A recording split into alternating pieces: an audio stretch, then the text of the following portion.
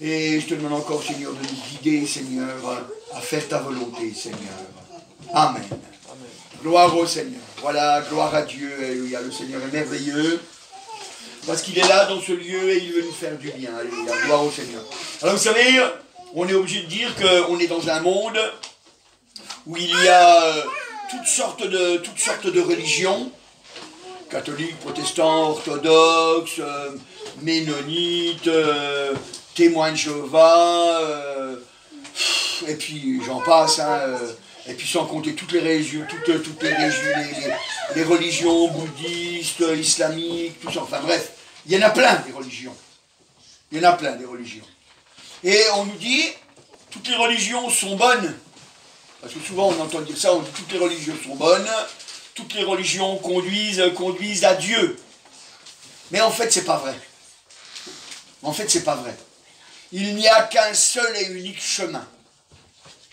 Qu'un seul et unique chemin. Vous allez me dire, vous êtes très sectaire. Ben oui, c'est vrai, je suis sectaire. Alors d'accord, je suis sectaire. C'est pas un problème. C'est pas un problème. Il n'y a qu'un seul chemin. Il n'y a qu'une seule vérité. Comprenez bien que si jamais il y avait plusieurs vérités, ben, il n'y aurait pas de vérité du tout. Il n'y a qu'une seule vérité. Et la vérité, c'est Jésus. C'est Jésus. Les savants, ils nous disent que pour qu'une théorie soit valide, on doit pouvoir faire une expérience. Eh bien, le résultat de l'expérience va valider, va valider pour savoir si la théorie est juste. Moi, je peux vous dire que, ben oui, effectivement, nous avons possibilité de savoir si Dieu véritablement existe ou pas. Nous avons véritablement la possibilité de savoir si Dieu peut agir dans notre vie ou pas. Et c'est ça qui fait la différence avec toutes les religions. Et vous savez, dans religion, je mets aussi athéisme, hein, parce que l'athéisme, c'est une religion. C'est une religion. On dit que Dieu n'existe pas, ils ne peuvent pas le prouver. Ils ne peuvent pas le prouver. Mais moi, je peux vous dire ce matin avec audace que on peut prouver que Dieu existe. Et ça, c'est parce que c'est vous-même qui allez faire des expériences pour vérifier si c'est vrai ou si ce n'est pas vrai. Et vous savez, si je me permets de dire ça, c'est parce que l'enjeu est grand. L'enjeu est grand. Vous savez, l'enjeu, c'est pas de savoir si jamais, si vous devenez bouddhiste, ou vous devenez témoin de Jéhovah, ou je ne sais quoi. C'est pas ça l'enjeu. L'enjeu, c'est, quand on meurt, on va ou dans la souffrance éternelle, en enfer, ou alors on va être heureux éternellement. Et c'est pour ça que, ce matin, il est important d'avoir dans le cœur cette vraie recherche. Cette vraie recherche. Si on n'a pas cette vraie recherche, eh bien, l'expérience est faussée. L'expérience est faussée. Mais si jamais vous faites cette vraie recherche, vous verrez que l'expérience, vous pouvez la renouveler sans cesse et qu'elle marche toujours. C'est-à-dire, Dieu répond toujours. Dieu répond toujours. Souvent, on entend les gens, ils disent, mais moi, je prie. Moi, je prie. Moi, je prie. Mais Dieu ne me répond pas. Je prie, mais Dieu ne me répond pas. Alors, si on leur dit, vous priez avec sincérité, ils disent oui. Je prie avec sincérité. Et moi, je veux le croire que c'est vrai, qu'ils prient avec sincérité. Mais il y a une chose qu'il faut bien comprendre, pour que l'expérience fonctionne, il faut lire la Bible. Pour que l'expérience fonctionne, il faut lire la Bible. Pourquoi ? Parce que la Bible, c'est la parole de Dieu. La Bible, c'est la parole de Dieu.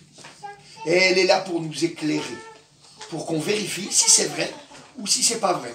La Bible, elle nous dit, dans le psaume 119, au verset 105, en fait, si vous lisez tout le psaume 119, vous verrez que c'est un psaume qui parle que de la parole de Dieu. Il est dit, ta parole, donc c'est la Bible, hein, on le sait, ta parole est une lampe à mes pieds et une lumière sur mon sentier. Ta parole est une lampe à mes pieds, une lumière sur mon sentier. Vous savez, notre vie, c'est un sentier. Notre vie, c'est un sentier. Et nous avons besoin d'être éclairés parce que les ténèbres sont grands. Vous savez, quand on discute avec les gens, la plupart des gens, ils ne savent pas pourquoi ils vivent sur la terre. Quand on leur dit quel est le sens de la vie, ils ne savent pas. Vous entendez souvent les gens, ils disent « Oh, c'est pour profiter !» Non, ça, c'est pas le sens de la vie. C'est pas le sens de la vie.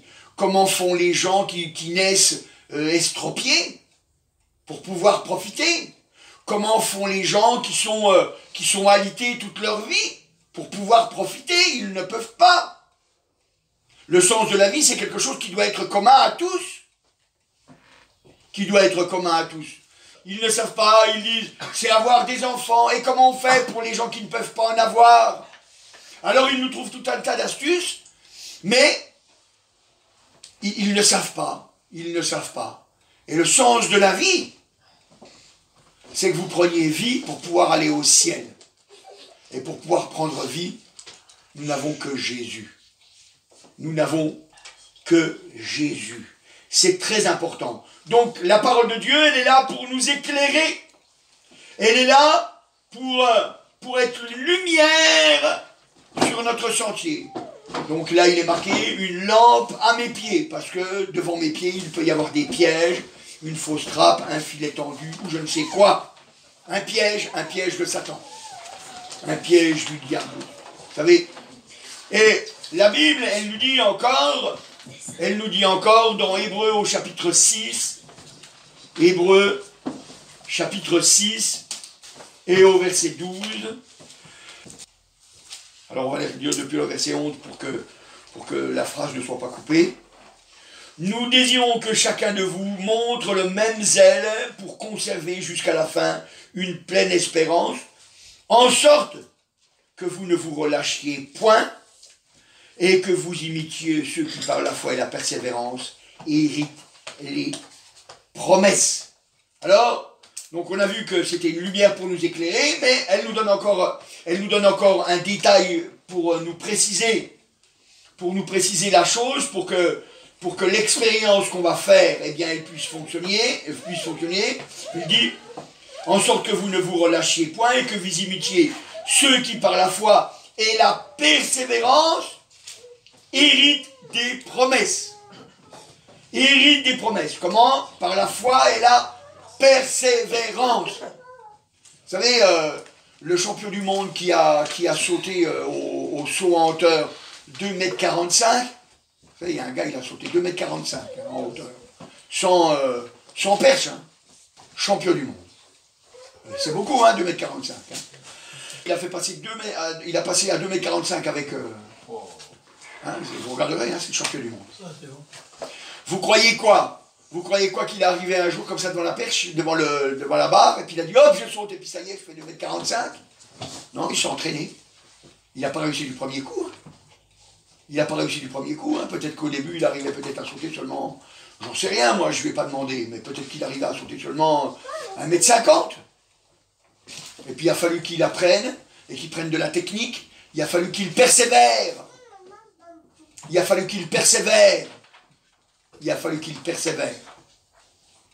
Pour pouvoir réussir à monter centimètre par centimètre. Moi, je dis ça, je ne sais pas, 2 cm par 2 cm, je ne sais pas, jusqu'à arriver à sauter 2,45 m.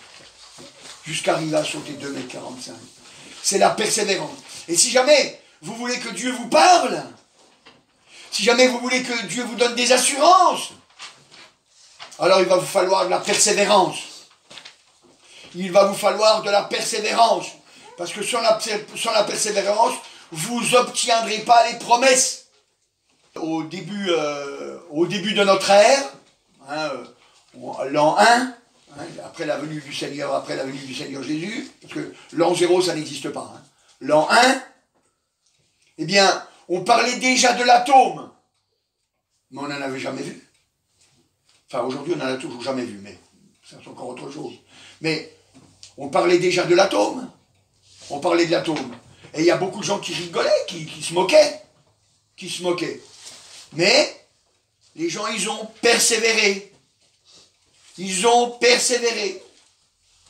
Et ils ont fait des expériences, toutes sortes d'expériences, jusqu'à ce qu'ils arrivent à faire des expériences qui prouvent que l'atome existe. Et à chaque fois qu'on recommence les mêmes expériences, on voit que ça donne toujours les mêmes résultats. Ça donne toujours les mêmes résultats. Parce que l'atome existe. On ne sait pas comment il est, on s'imagine de comment il est, mais parce qu'on fait toujours les mêmes expériences, on voit les mêmes résultats.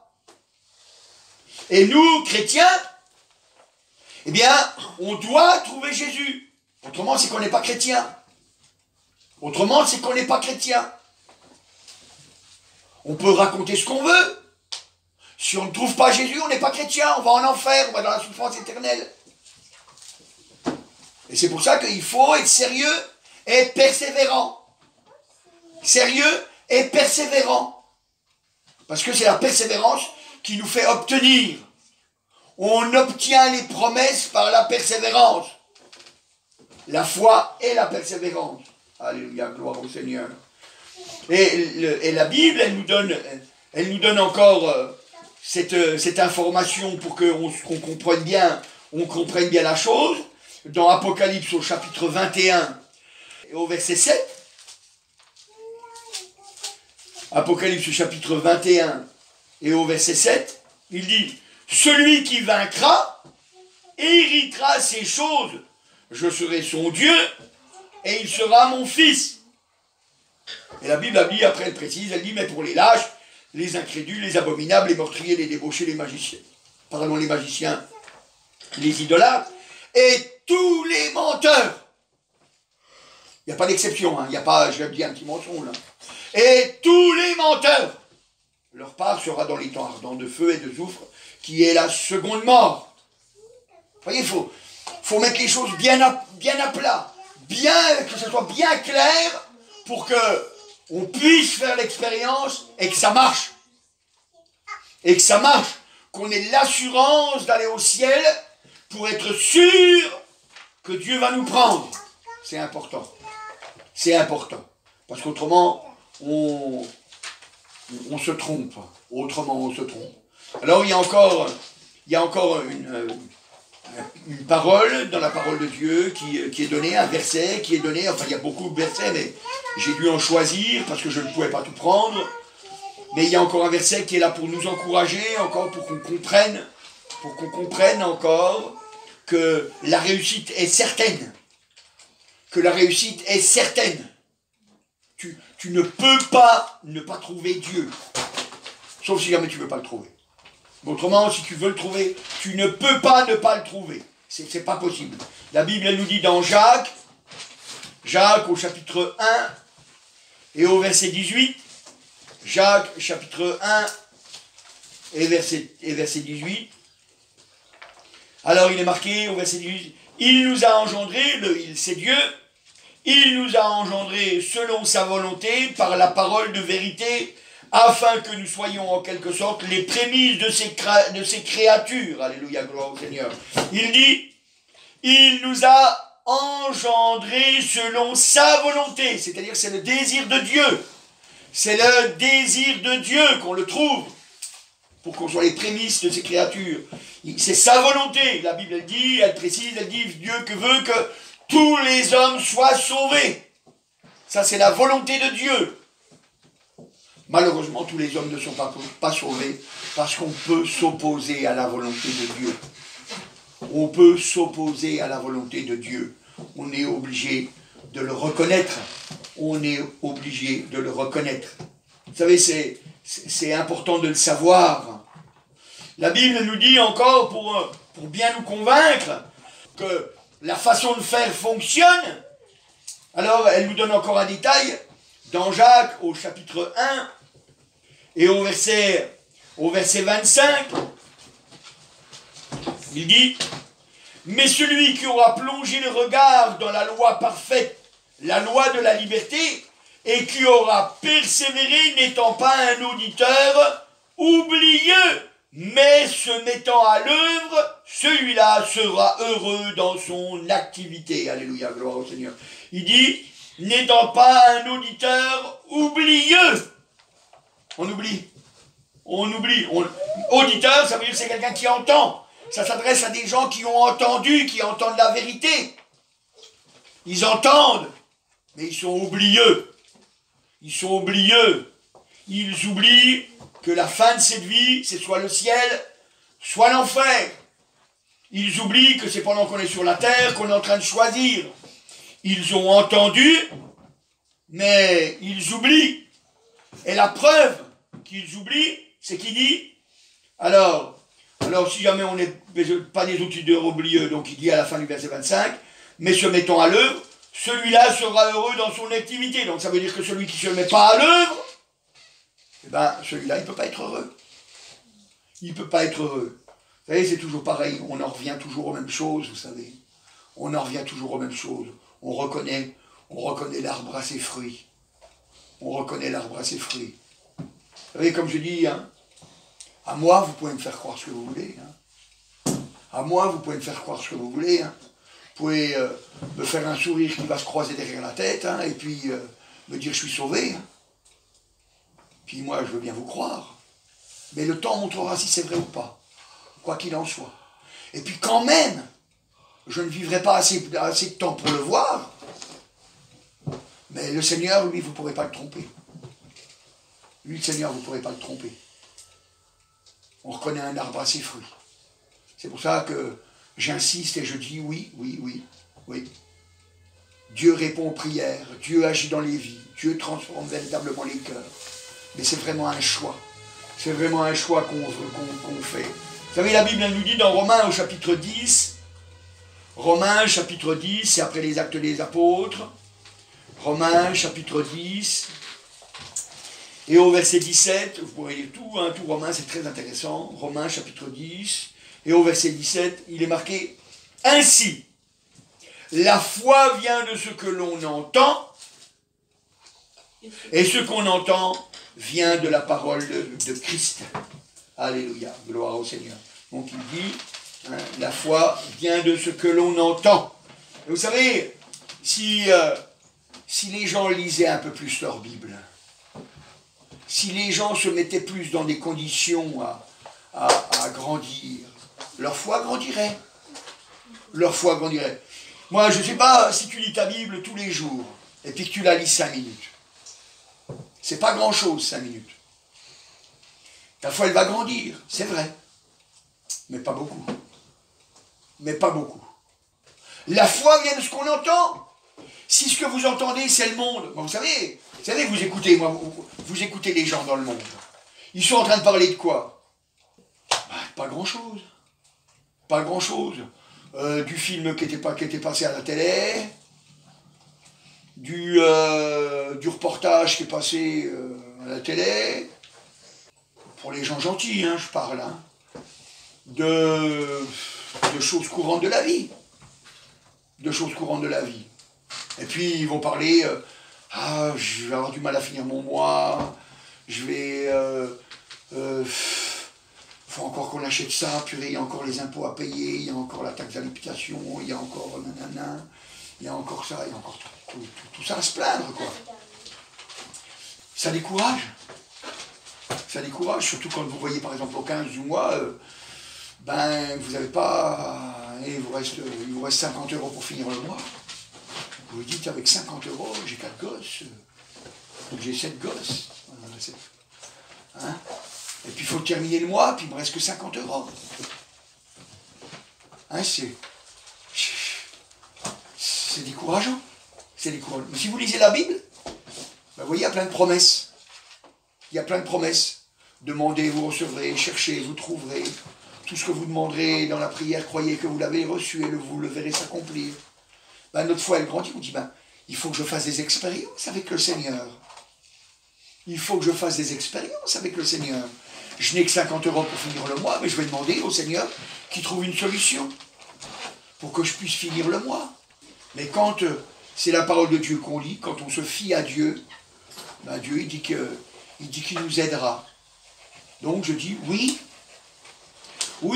lis la Bible, lis la parole de Dieu, lis-la pour que ta foi elle grandisse, pour que tu puisses voir que ça va marcher. Tu vas t'adresser au Seigneur et ça va marcher. Ça va marcher, ça va marcher. Mais il ne faut pas être un auditeur oublieux, il ne faut pas oublier. Il ne faut pas oublier. Vous savez, les apôtres, ils encourageaient quand le christianisme, puisque c'est comme ça qu'on l'appelle aujourd'hui, hein, parce qu'au départ, on ne parlait pas de christianisme, au départ. Au départ, on parlait de Jésus, et c'était que des juifs qui se convertissaient. C'était que des juifs qui se convertissaient. Et donc, c'était la continuité du judaïsme. D'ailleurs, si vous faites des recherches, vous verrez que les premiers chrétiens, on ne parlait pas de chrétiens, on parlait de judaïsme. On parlait de une branche du judaïsme. Hein, on parlait de ça. Et donc, il fallait encourager les premiers chrétiens, les premières personnes qui se convertissaient. Alors les apôtres, ils leur parlaient pour les encourager. Et qu'est-ce qu'ils leur disaient? Ils leur disaient, si vous regardez dans Actes au chapitre 14, Actes chapitre 14, et au verset 22, Actes chapitre 14, et au verset 22, alors on pourrait lire depuis le verset 21, parce que la phrase elle commence là, quand ils eurent évangélisé cette ville, et fait un certain nombre de disciples, ils retournèrent à Lydre et à Icône et à Antioche, fortifiant l'esprit des disciples, les exhortant à persévérer dans la foi en disant, alors comment ils faisaient pour les exhorter? En disant que c'est par beaucoup de tribulations qu'il nous faut entrer dans le royaume de Dieu. Que c'est par beaucoup de tribulations qu'il faut entrer dans le royaume de Dieu. Ne croyez pas que si jamais vous décidez de marcher avec Jésus, que ça va être facile. Ne croyez pas que ça va être facile. Moi, je vous le dis, ça ne va pas être facile. Vous allez avoir vos proches qui vont être contre vous. Votre père, votre mère, votre frère, votre soeur, votre oncle, votre tante, je ne sais pas, moi, votre mari, votre femme, ou vos enfants, je ne sais pas, qui vont être contre vous. Qui vont être contre vous. Parce que c'est un combat à mort. C'est un combat à mort. Le diable veut notre perte. Et comme il a déjà eu la perte de celui qui va lutter contre toi, alors il espère te gagner lui aussi. Tu vas avoir des tribulations. Celui qui veut vivre pieusement en Jésus-Christ sera persécuté. On va se moquer de toi. On va dire des choses fausses de toi. On va prendre des attitudes. Peut-être qu'on va rigoler de nous. On va dire, ah mais n'importe quoi, croire en Jésus. Ah, 21e siècle, n'importe quoi. Moi c'est ce que j'ai dit aux chrétiens que j'ai rencontrés. Quand je n'étais pas chrétien. J'aurais dit 20e siècle, croire en Dieu, mais n'importe quoi. Peut-être que c'est ça. Peut-être, je vous dis la vérité, on vous fera peut-être même des menaces. On vous fera des menaces. Et puis, peut-être qu'on vous fera des chantages. Moi, j'ai mon frère, il m'avait fait un chantage. Il m'a dit, si tu retournes là-dedans, t'es plus mon frère. C'est terrible, hein? Ça m'a fait pleurer parce que c'est mon frère. C'est mon frère. J'ai pleuré. J'ai dit non. J'ai dit si tu veux plus être mon frère, c'est toi. Mais moi je continue à y aller. Après mon frère il est revenu là-dessus, il a dit bon c'est bon. Mais tu m'en parles pas, hein. Moi j'ai continué à lui en parler de toute façon. Parce que c'est mon frère, je voulais qu'il aille au ciel. Hein. On peut pas se taire.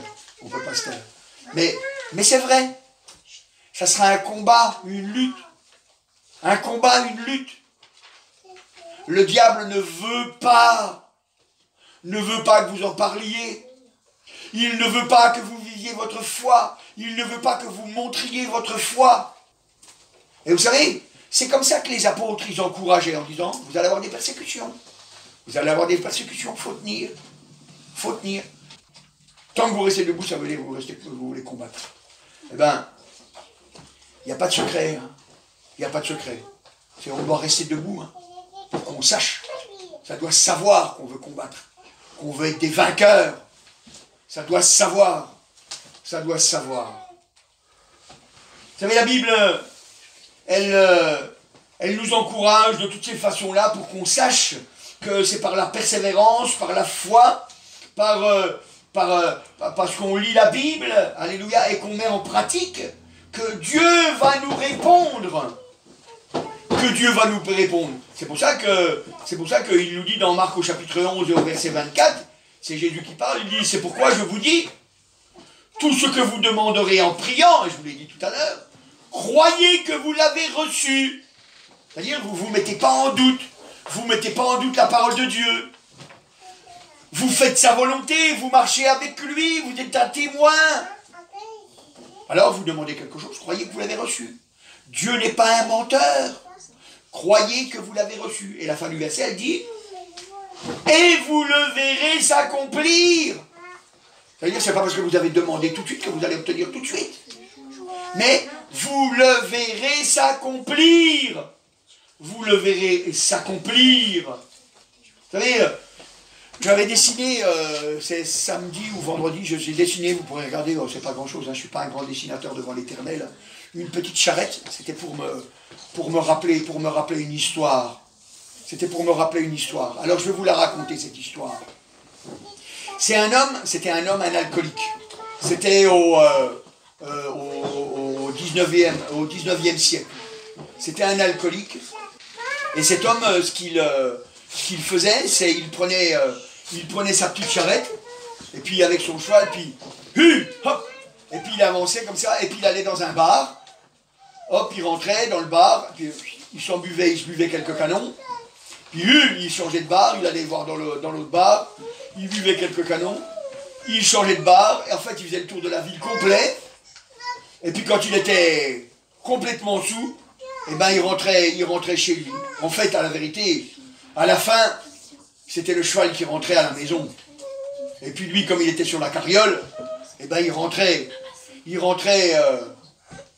comme ça à la maison, quoi, parce que le cheval l'emmenait.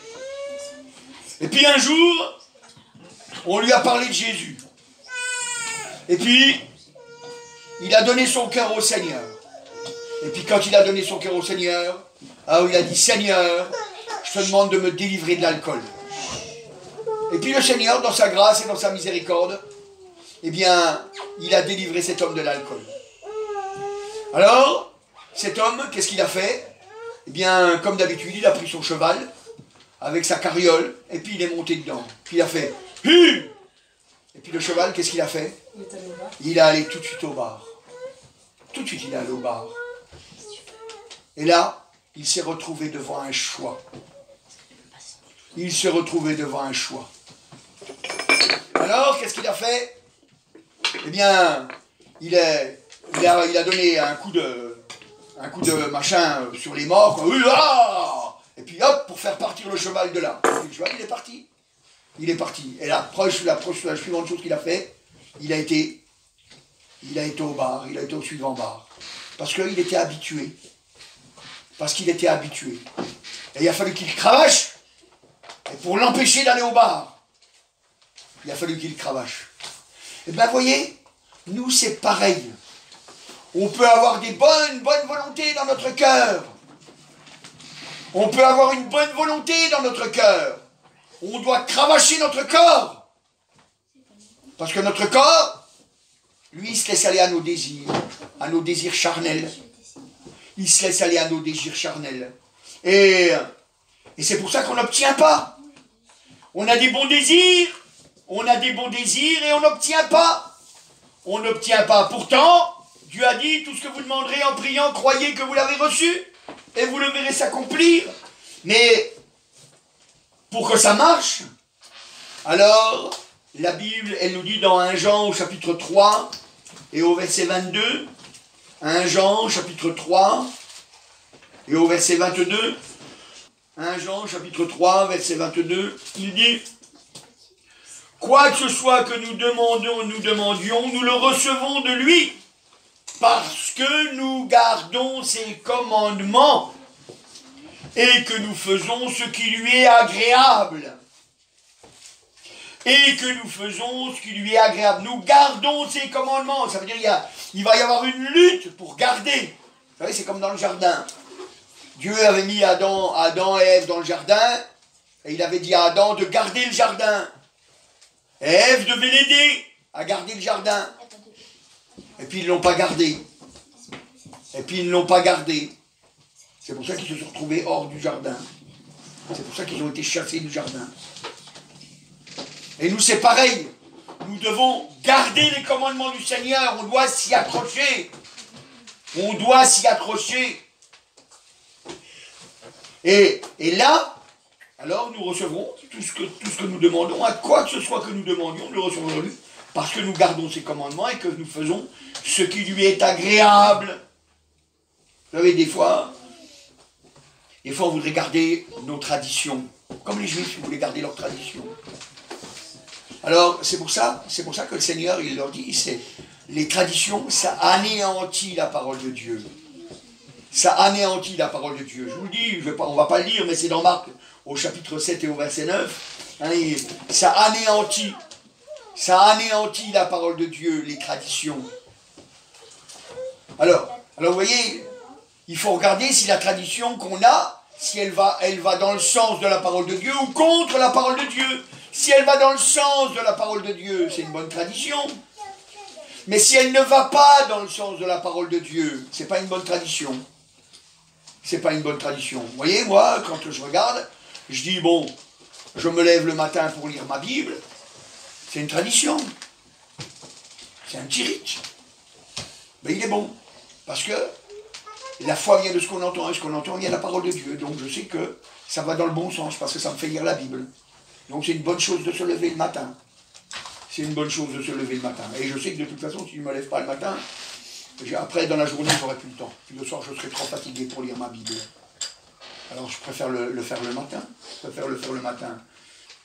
La Bible, elle nous dit, parce qu'elle ne nous cache pas la vérité, pour qu'on réussisse à obtenir tout ce que nous demandons, pour que nous voyions que véritablement Dieu répond à nos prières, Dieu agit dans notre vie. Dans Romains au chapitre 6 et au verset 6, bon, on pourrait lire depuis le verset 4. Voilà, Romains chapitre 6, mais c'est le verset 6 qui nous intéresse, verset 4. Nous avons donc été ensevelis avec lui par le baptême en sa mort, afin que, comme Christ est ressuscité des morts par la gloire du Père, de même nous aussi, nous marchions en nouveauté de vie. En effet, si nous sommes devenus une même plante avec lui, par la conformité à sa mort, nous serons aussi par la conformité à sa résurrection, sachant que notre vieil homme, verset 6, sachant que notre vieil homme a été crucifié avec lui, afin que le corps du péché soit réduit à l'impuissance, ou alors soit détruit. Alors, ça ne veut pas dire qu'on doit se suicider, pas ça, attention, ne mélangeons pas tout, Nous, on est contre le suicide, parce que c'est tuer. Et puis, c'est désobéir à Dieu. Donc, on ne se suicide pas, les chrétiens, ça ne se suicide pas. Ça ne se suicide pas. Mais, il dit notre vieil homme. Notre vieil homme, c'est notre corps. C'est notre corps qu'on doit faire obéir. On doit le faire obéir. Notre âme, elle doit être soumise. Notre esprit doit être soumis. On doit, c'est un devoir. C'est un devoir. Vous savez, c'est un devoir si jamais on va aller au ciel. C'est un devoir. On ne peut pas aller au ciel si on ne soumet pas notre corps, si on ne soumet pas notre esprit, si on ne soumet pas notre âme. On ne peut pas. On peut s'inventer tout ce qu'on veut comme histoire. Mais on ne peut pas. Beaucoup d'appelés, peu d'élus. Tout le monde est appelé. Peu d'élus parce que les gens, ils ne se laissent pas élire. Ils ne se laissent pas élire. Parce que vous savez, on a tous été élus dès la fondation du monde. C'est-à-dire, dès le début, Dieu il avait prévu que tous les hommes soient sauvés. Ça, c'est ce qu'il avait prévu. Ça, c'était son plan. Il nous avait prédestinés à être sauvés. Vous savez, on faisait remarquer, je discutais l'autre fois avec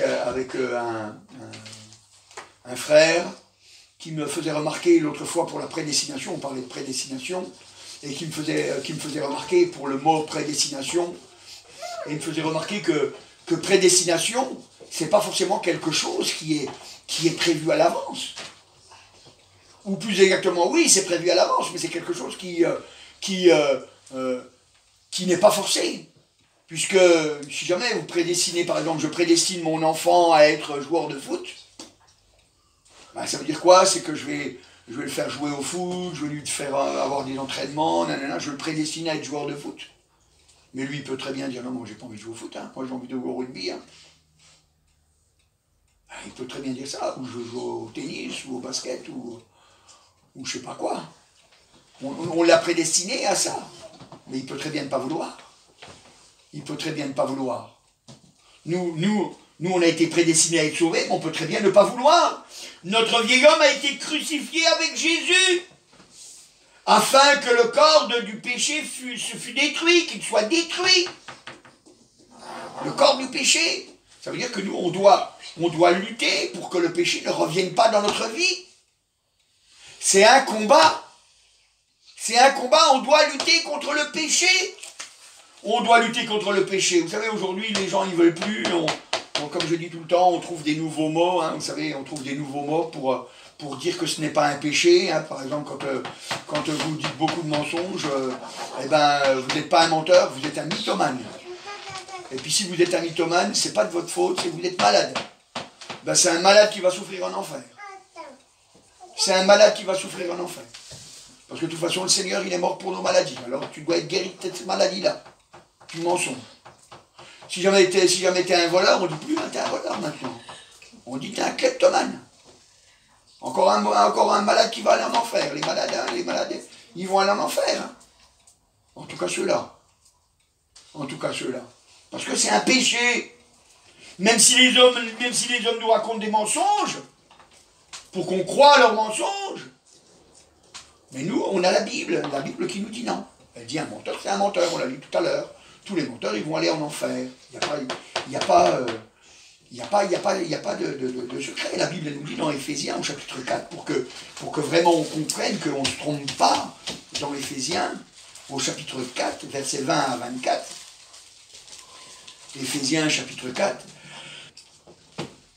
Mais vous, ce n'est pas ainsi que vous avez appris Christ, si du moins vous l'avez entendu, et si conformément à la vérité qui est en Christ, c'est en lui que vous avez été instruits à vous dépouiller par rapport à notre vie passée du vieil homme qui se corrompt par les convoitises trompeuses, à être renouvelé par l'esprit dans notre intelligence et revêtir l'homme nouveau créé selon Dieu dans une justice et une sainteté que produit la vérité. Alléluia. Donc il dit bien, on a été instruit à nous dépouiller. L'évangile, c'est ça. On est instruit à nous dépouiller. On nous dépouille, on se dépouille du péché, de l'homme ancien, de l'homme charnel. On se dépouille. C'est ça qu'il faut comprendre. C'est pour ça que je dis, moi, je le dis. Oui, Dieu répond aux prières, oui, Dieu agit dans les vies, oui, Dieu transforme les cœurs, oui. Mais il faut prendre le protocole comme il est. Il faut prendre le protocole comme il est, c'est-à-dire qu'il faut faire ce que Dieu y dit pour que ça marche. Autrement, ça ne marche pas. Autrement, ça ne marche pas. Et quand même, tu obtiendras une réponse, tu iras quand même en enfer. C'est ça qui est terrible. C'est ça qui est terrible. Parce que tu ne te dépouilles pas. Si tu ne te dépouilles pas, tu ne peux pas être sauvé. Tu ne peux pas être sauvé. Tu ne peux pas être sauvé. Il faut que tu te dépouilles. Mais il ne faut pas seulement se dépouiller. Il dit au verset 23, il dit, qui se corrompt par les convoitises prompteuses, à être renouvelé dans l'esprit de votre intelligence. Et puis verset 24, à revêtir l'homme nouveau créé selon Dieu. Et l'homme nouveau créé selon Dieu, c'est un homme qui ne ment pas, qui ne vole pas, qui ne détruit pas son corps, etc. C'est ça la vérité. C'est ça la vérité. Oui, Dieu répond, oui, Dieu agit dans les vies, oui, Dieu transforme les cœurs, oui, oui, oui, oui, ça marche. Oui, ça marche. Ça marche. Mais, effectivement, vous savez, des fois, on voudrait dire aux gens, on leur dit, fais des expériences avec Jésus, et on a bien raison de leur dire. Mais moi, vous savez, je leur dis toujours, si tu veux que ça marche, commence déjà par demander pardon pour tes péchés. Commence déjà par demander pardon pour tes péchés. Hier, il y a une jeune fille, elle est venue me voir, elle m'a dit comme ça, elle m'a dit, je suis agnostique. J'ai dit, pourquoi tu es agnostique?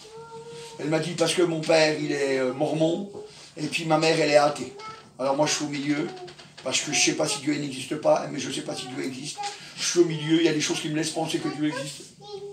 Et il y a des choses qui me disent par rapport à ce que dit ma mère, qui me fait penser que Dieu n'existe pas. Alors je suis là au milieu, je suis agnostique. Je lui ai dit, bah écoute, tu sais, c'est pas compliqué, voilà ce que je te propose de faire. Si tu es agnostique, si jamais tu es vraiment vrai, tu vas rentrer, tu vas fermer la porte de ta chambre, et puis tu vas t'adresser à Jésus. Tu vas lui demander pardon pour tes péchés. Et puis tu vas lui faire une prière toute simple. Tu vas lui dire ce que tu as dans ton cœur. Et là, ça va marcher. Et là, ça va marcher. Et puis, elle m'a dit... ah non, c'était pas elle qui m'a dit ça. Mais enfin, il y a une autre qui m'avait dit, enfin, c'est à peu près la même histoire. Une autre qui m'a dit, enfin, elle a dit d'accord qu'elle allait faire l'essai. Bon, après, je sais pas, mais il y a une autre qui m'a dit comme ça, qui m'a dit, quand je lui ai dit ça, elle m'a dit, mais c'est quoi le péché? Puis je lui ai dit, ah, tu sais pas ce que c'est un péché? Elle m'a dit, non, je sais pas ce que c'est un péché. Je lui ai dit, tu sais quand même bien ce qui est bien puis ce qui n'est pas bien. Elle me dit, oui, mais en fonction des hommes. Je dis, ah ben non, il n'y a pas en fonction des hommes. Je dis, mentir, c'est pas bien. Tu le sais que mentir, c'est pas bien. Voler, c'est pas bien. T'aimerais pas qu'on te vole. T'aimerais pas qu'on te dise des mensonges. Elle m'a dit, oui, c'est vrai. C'est ça le péché. Je dis, bah, tu demandes pardon. Vous savez, les hommes, ils savent, hein, ils savent qu'est-ce que c'est le péché. Ils savent qu'est-ce que c'est le péché. Même quand ils disent ça, hein, après, quand je vais discuter, elle savait très bien que c'était le péché. Hein. Bon, voilà, quoi. Hein, mais, vous voyez, mais on doit comprendre. On doit comprendre. On doit se revêtir de l'homme nouveau. Mais pour cela, il faut qu'on se dépouille du vieil homme. On doit lutter contre le péché. Si tu veux véritablement que Dieu agisse dans ta vie, il faut que tu te dépouilles. Il faut que tu te dépouilles de l'homme du péché, du vieil homme, quoi, la Bible nous dit. Du vieil homme. Tu dois te dépouiller. Alléluia, gloire au Seigneur. La Bible dit... dans Hébreux au chapitre 5 et au verset 14, et ça montrera, enfin ça appuiera sur le fait que de tout à l'heure, je voulais dire qu'il fallait persévérer. Dans Hébreux au chapitre 5 et au verset 14, Hébreux chapitre 5 et au verset 14, verset 14 il est marqué, mais la nourriture solide est pour les hommes faits, pour ceux dont le jugement est exercé par l'usage à discerner ce qui est bien, ce qui est mal. Mais donc, il dit, dont le jugement est exercé. Exercé, vous savez ce que ça veut dire, exercer, quand on s'exerce. Hein, on s'exerce à apprendre les tables de multiplication. Hein, je vais les répéter plusieurs fois. Je m'exerce jusqu'à ce que je les connaisse bien. Hein, donc, exercer par l'usage. Donc, ça veut dire à pratiquer. À discerner ce qui est bien de ce qui est mal. Vous savez, on ne prend pas monnaie comptante de tout ce qu'on nous dit, on réfléchit. Est-ce que c'est bon pour moi? Il y a des choses, c'est tellement évident. Mais il y en a d'autres, c'est beaucoup moins évident. Il y en a d'autres, c'est beaucoup moins évident. Vous savez, des fois, on doit savoir. On doit réfléchir, est-ce que c'est bon pour moi, oui ou non? Donc ça veut dire qu'on doit avoir un esprit exercé. Exercer, à savoir, à discerner ce qui est bien de ce qui est mal. Et voyez, il faut ce matin que vous compreniez que c'est un exercice à salut.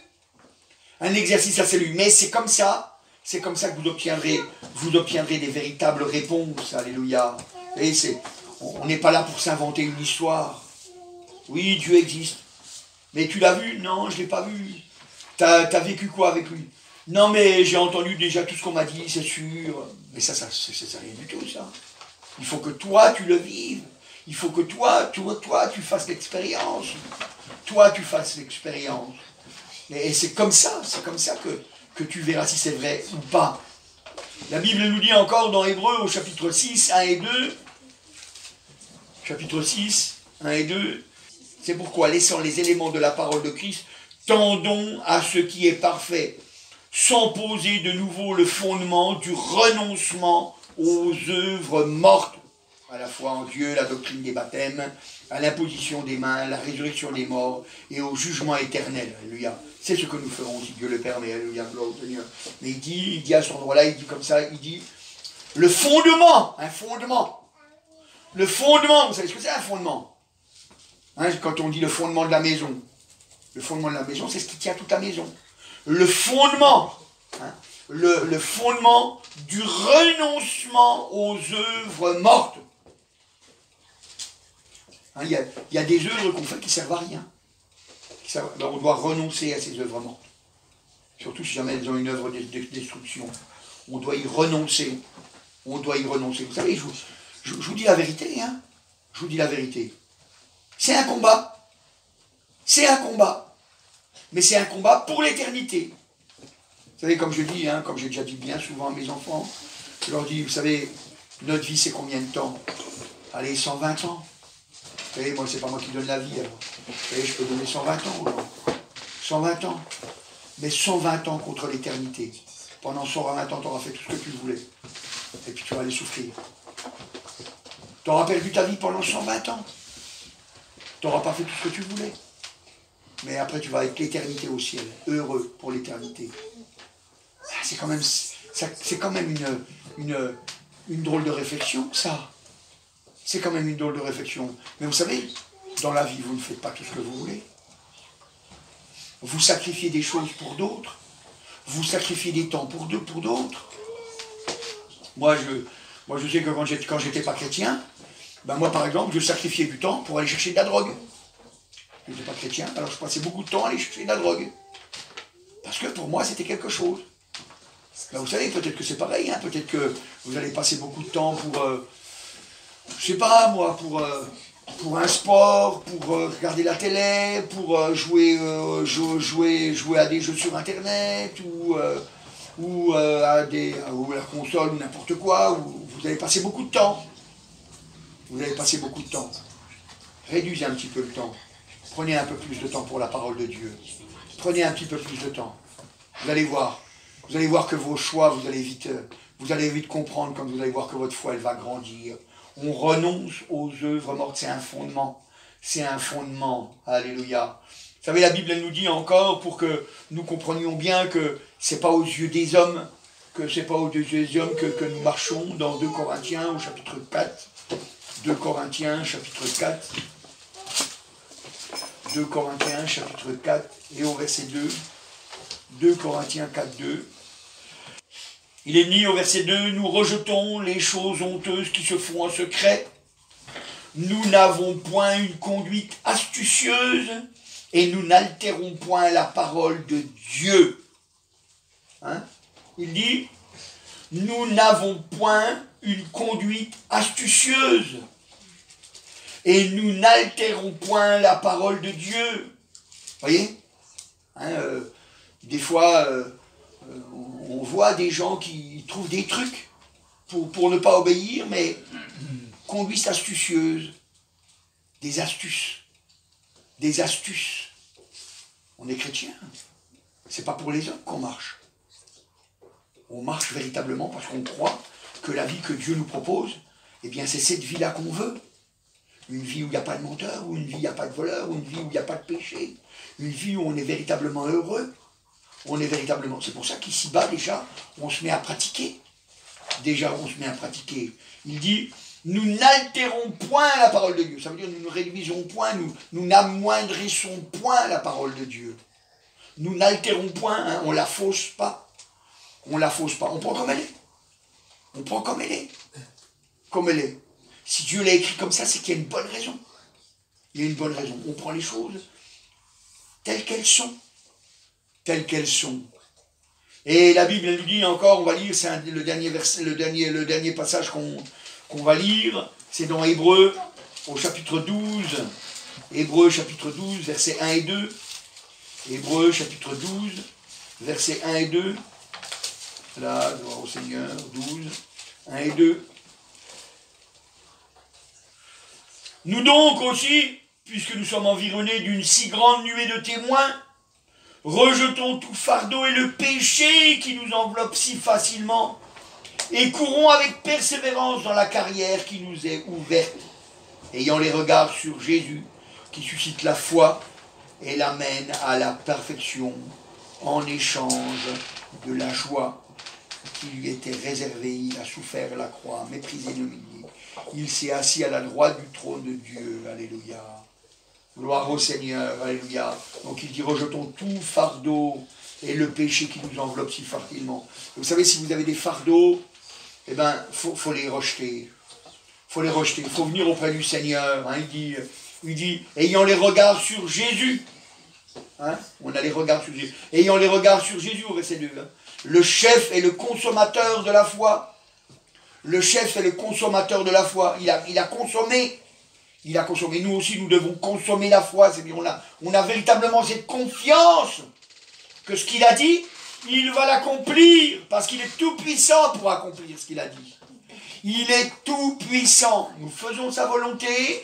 Nous faisons sa volonté. Nous rejetons le péché.